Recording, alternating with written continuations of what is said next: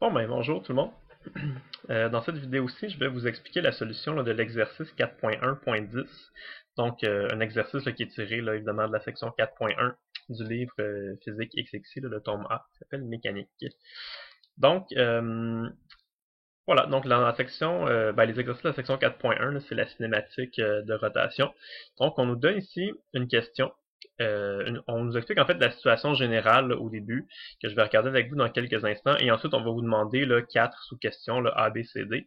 Je vais juste enlever les sous-questions pour l'instant, juste se concentrer là, sur la situation là, la situation de base, puis on regardera les petites questions là, par la suite.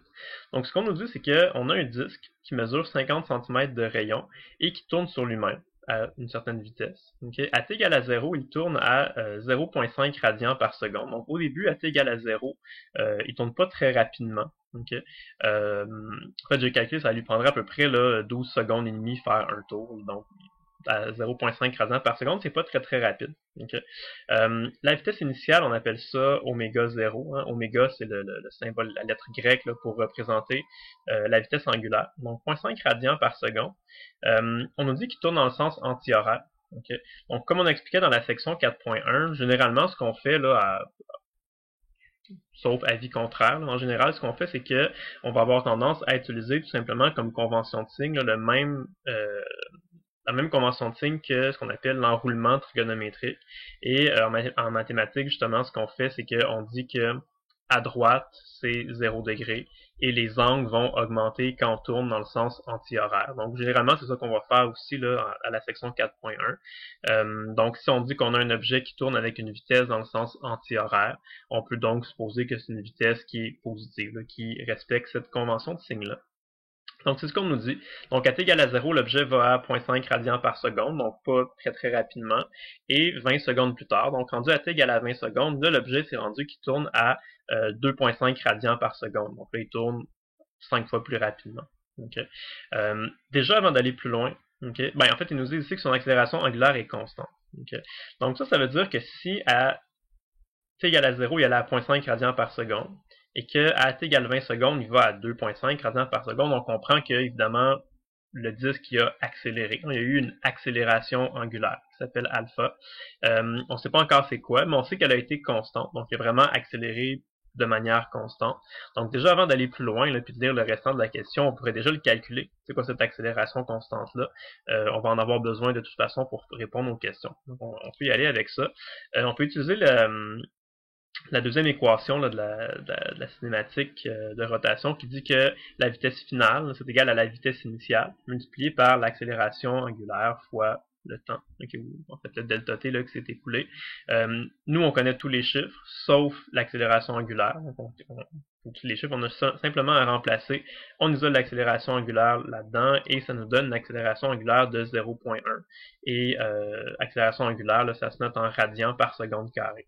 Donc ça, c'est pas une des réponses directes aux questions qu'on se posait, mais c'est sûr que c'est un résultat intermédiaire qu'on va avoir de besoin pour calculer les autres questions là, à venir. Fait que ça, c'est réglé. Ensuite de ça, on nous dit que la particule P est située sur le bord du disque et la particule Q est située à mi-chemin entre le centre du disque et le bord. Okay? Donc, si on nous disait que le disque avait un rayon de 50 cm, donc la particule P, qui serait un peu l'équivalent de la particule rouge là, dans mon animation ici, elle, on comprend que son rayon de rotation, c'est vraiment le disque au complet, là, est situé vraiment sur le bord du disque. Donc, son rayon de rotation, ça va être 50 cm ou 0,5 m. Là, je l'ai mis tout de suite en système international. Et la particule Q, qui serait la particule bleue, ici dans mon animation, on dit qu'elle est exactement à mi-chemin entre le centre du disque et l'extrémité du disque. Donc, elle aurait un rayon de rotation de 0,25 m. Okay. Donc ça, c'est la situation générale. Là. Ça nous explique un peu le contexte, le disque, là, comment il tourne, on a son accélération qui est ici. Ça, ça changera pas. C'est des choses qui vont rester comme ça. Les rayons de rotation ne changeront pas. L'accélération ne changera pas non plus parce que c'est constant. Donc maintenant qu'on a ça en tête, là, on peut aller regarder nos questions là, A, B, C et D. La question A, on nous demande combien de tours le disque a-t-il effectué entre t égale à 0 et t égale à 20 secondes. Donc pendant l'intervalle de temps là, que le disque a subi son accélération angulaire, il a effectué combien de tours. Okay. Donc, qu'est-ce qu'on peut faire? On peut utiliser l'équivalent de une des équations là, du MUA, je pense que c'est la deuxième équation, là, qui dit que la position finale égale la position initiale, plus la vitesse initiale fois le temps, plus une demi fois l'accélération fois le temps au carré. C'est une équation qu'on avait déjà vue au chapitre 1, sauf que là, on l'a juste exprimé avec les variables angulaires. Okay. Nous, ce qu'on cherche, c'est un déplacement. Donc, techniquement, on chercherait là θ moins θ0. Mais ce qu'on peut faire aussi pour les calculs, c'est qu'on peut supposer que à t égale à 0, le disque n'avait pas encore tourné, là, était à une position angulaire initiale de 0. Donc, on peut juste poser que θ0 est égal à 0 et aller calculer ça va être quoi le θ qu'on va avoir à 20 secondes, là, à l'instant final. Donc, encore une fois, on connaît tous les chiffres. L'accélération angulaire, on vient de la calculer, c'est égal à 0.1. Donc, on remplace tous nos chiffres là-dedans. On fait le calcul là, sans se tromper et on va trouver que la position angulaire finale, une fois qu'on arrive à t égale à 20 secondes, ça va être égal à 30 radians. Okay. C'est pas exactement ça qu'il nous demandait. Il nous demandait pas vraiment combien de radians ont été parcourus. Il nous demande combien de tours le disque a-t-il effectué. Okay. Nous, on sait que le disque a fait un déplacement total de 30 radians. On cherche le nombre de tours. Okay. Donc, c'est pas très compliqué. Il faut simplement convertir le nombre de radians en nombre de tours. Comment on fait pour faire ça? Ben, si vous vous rappelez de vos mathématiques, là, puis de votre cercle trigonométrique, là, un tour complet d'un cercle, ça correspond évidemment à 360 degrés, mais en radians, là, ça correspond à 2 pi radians, à 2 fois 3.1416 radians, donc environ 6.28 radians. On a juste à faire une règle de 3, tout simplement. Donc on sait que par exemple 2 pi radians, c'est égal à 1 tour. Donc 30 radians, c'est égal à combien de tours? Une règle de 3. Fait qu'on fait 30 fois 1 divisé par 2 pi, donc 30 divisé par 6.28 environ. Là. Ça donne 4.77, donc presque 5 tours complets. Et c'est ça la bonne réponse là, pour le numéro A. Donc on calcule d'abord le déplacement angulaire qu'on doit ensuite le convertir à la fin en nombre de tours. C'est ça la petite complication. Ça c'est pour le numéro A. Pour le numéro B, il nous demande de calculer les vitesses angulaires des particules P et Q à t égale 4 secondes. Okay. Si on utilise l'équation ici là, du mouvement uniformément accéléré, ben on sait que la vitesse finale, en fait la vitesse angulaire finale égale la vitesse angulaire initiale plus l'accélération fois le temps. Okay, la vitesse angulaire initiale, on la connaît, c'est 0.5 radians par seconde. L'accélération est constante là, tout au long de la phase d'accélération, c'est 0.1 radians par seconde carré. Et là, on va aller se placer à t égale à 4 secondes. C'est à ce temps-là, c'est ce temps-là qui nous intéresse. On remplace, on calcule. Okay. Et donc, à t égale 4 secondes, on va trouver une vitesse angulaire qui est égale à 0.9 radians par seconde. Là, ici, c'est on pourrait dire un genre de piège. Là. Il nous demande calculer les vitesses angulaires des particules P et Q à t égale 4 secondes. Okay. Des fois, il y a des gens qui pensent qu'il va y avoir deux réponses, la vitesse angulaire de la particule P et la vitesse angulaire de la particule Q. En fait, ils vont avoir exactement la même vitesse angulaire. Hein. C'est quelque chose qu'on avait déjà discuté là, en faisant la section 4.1, c'est que les variables angulaires, ça nous renseigne sur l'objet au complet, sur l'objet dans son ensemble. Donc ici, on sait par exemple qu'à t égale 4 secondes, le disque tourne avec une vitesse angulaire de 0.9 radians par seconde. 0.9 radians par seconde, ça décrit tout le disque au complet. Donc, ça décrit là d'un seul coup toutes les particules au complet, autant les particules qui sont à l'extrémité que les particules qui sont plus vers le centre. C'est tout le disque là, qui tourne ensemble là, en un seul morceau à la vitesse angulaire de 0.9 radians par seconde. Fait que si la question, c'est juste les vitesses angulaires, P et Q ont exactement la même vitesse angulaire. On voit elles effectuent exactement le même nombre de tours là, en même temps. Donc, les deux auraient la même vitesse angulaire qui est égale à 0.9 radians par seconde. Donc, c'est ça la réponse du numéro B. Au numéro C, là, on demande maintenant de calculer les vitesses linéaires des particules P et Q à t égale à 4 secondes. Donc là, ça va changer. Là, ça va avoir une certaine influence. Les deux particules n'auront pas tout à fait la même vitesse. Okay? Même s'ils ont la même vitesse angulaire, ils vont avoir chacune là, individuellement des vitesses linéaires différentes. Okay. Et comment on va faire pour le calculer, justement, là, le numéro C? Ben, il faut se rappeler d'un truc qu'on a vu dans la section 4.1, ce que moi j'appelle la connexion là, entre les variables angulaires et les variables linéaires. L'idée, c'est que ça dit, dès que vous avez une variable angulaire, okay, vous pouvez toujours la multiplier par le rayon de rotation d'une particule là, qui est en train de tourner autour d'un axe de rotation, et ça va vous donner la variable linéaire correspondante. Donc, si on prend la position angulaire d'une particule, qu'on multiplie ça par son rayon de rotation, ça va nous donner sa position linéaire. On peut faire la même chose pour la vitesse. Donc, si on connaît la vitesse angulaire d'une particule, on la multiplie par son rayon de rotation, ça va nous donner sa vitesse linéaire. Et finalement, ça marche pour l'accélération aussi. Si on connaît l'accélération angulaire d'une particule, on la multiplie par son rayon de rotation et ça nous donne son accélération linéaire. Donc, vous voyez, c'est vraiment la même chose qui se répète là, pour chacune des trois variables de la cinématique, là, la position, la vitesse et l'accélération. Donc, si vous connaissez la variable angulaire, puis que vous la multipliez par le rayon de rotation de votre particule qui est en train de tourner, ça va vous donner la vitesse linéaire correspondante. Okay. Pour répondre à la question C, c'est seulement les vitesses qui nous intéressent. On veut connaître les vitesses linéaires de chacune de nos deux particules. Et on vient de dire à la question B là, que les deux particules vont avoir nécessairement exactement la même vitesse angulaire, mais ils n'ont pas le même rayon de rotation. Donc, c'est juste ça qu'il faut calculer. Donc, la vitesse linéaire de la particule P, ça va être le rayon de la trajectoire de la particule P fois oméga P, et même chose pour la particule Q. Okay. Les deux ont la même vitesse angulaire, qu'on vient de calculer au numéro B, là, qui était 0.9 radians par seconde, mais les deux n'ont pas le même rayon de rotation, donc ils n'auront pas la même vitesse linéaire.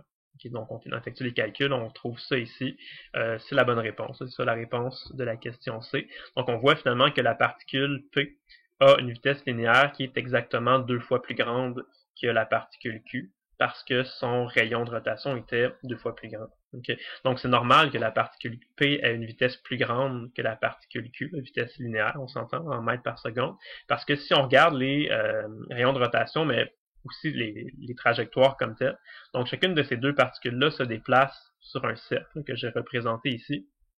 Et comme les deux particules ont la même vitesse angulaire, ben, ça va leur prendre exactement le même temps d'effectuer un tour complet, mais quand elles effectuent un tour complet, ben, évidemment, la particule P, là, qui est plus à l'extrémité du cercle, elle se déplace sur un rayon de rotation qui est plus grand, donc elle doit parcourir la circonférence d'un cercle qui est plus grand que la circonférence du cercle bleu là, de la particule Q ici. Fait que c'est sûr que nécessairement, elle doit aller plus vite. Hein. Puis si le rayon du cercle est plus grand, la circonférence est proportionnelle au rayon. La circonférence, c'est 2 pi-r d'un cercle. Donc si son rayon est 2 fois plus grand, sa circonférence va être 2 fois plus grande aussi. Donc sa vitesse devra nécessairement être également 2 fois plus grande. Okay.